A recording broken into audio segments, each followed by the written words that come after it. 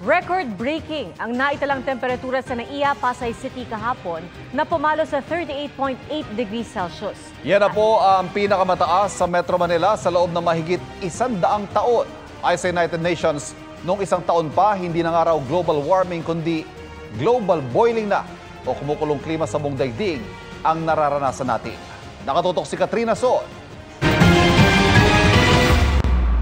Sobrang init po, ang sakit sa balat. Ang hirap pong gumalaw, hindi po komportable. Para sa maraming Pinoy, hindi na biro ang init ngayon. Kahit nga raw tubig at pahinga, hindi sapat. Ayon sa rider na si Jorald. Dati tuloy-tuloy ako magbiyahe kahit tanghali eh. Ngayon di na kaya. Kaya ang mga katrabaho ni Denmark sa construction, dumidiskarte para makayanan ang init. Naglalagay kami ng tolda boss para makaano kami sa init ng panahon. Makasilong ba? Tapos oras-oras umiinom kami ng tubig. Pasado alas 2 na ng tanghali, ngunit tirik na tirik pa rin ang araw at talagang napakainit pa rin. Kaya naman pahirapan daw para sa mga kababayan natin na nasa kalsada sa mga oras na ito.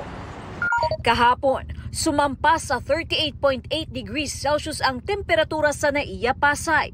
Sa datos ng Pag-asa, pinakamataas itong temperatura sa Metro Manila sa loob ng lagpas isang siglo. Ang dating highest temperature ay 38.6 degrees Celsius na naitala sa Port Area, Manila noong May 17, 1915. Pinakamataas din ito sa Metro Manila para sa buwan ng Abril na ang huling highest temperature ay 1915 din na itala sa Port Area na 38 degrees Celsius. Para sa buwan ng Abril, 38 degrees Celsius ang pinakamataas na temperatura sa Pag-asa Science Garden sa Quezon City na naitala noong 1998. Nalampasan yan kahapon at ngayong araw at umabot sa 38.2 degrees na bagong pinakamataas na temperatura para sa Science Garden sa buwan ng Abril.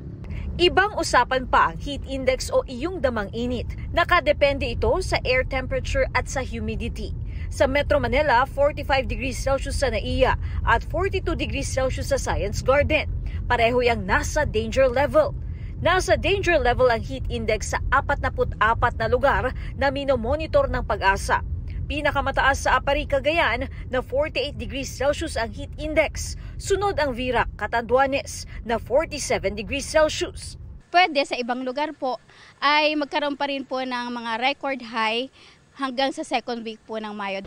Kapag ganito na kainit, pinapayo ng mga eksperto na huwag lumabas ng bahay kung di kailangan. Laging uminom ng tubig para manatiling hydrated. Up to 35 degrees, kaya pa ng katawan na mag-cope up, okay? Kaya pa ng katawan na mag-adapt through its own mechanism. So yun nga, magpapawis tayo, no?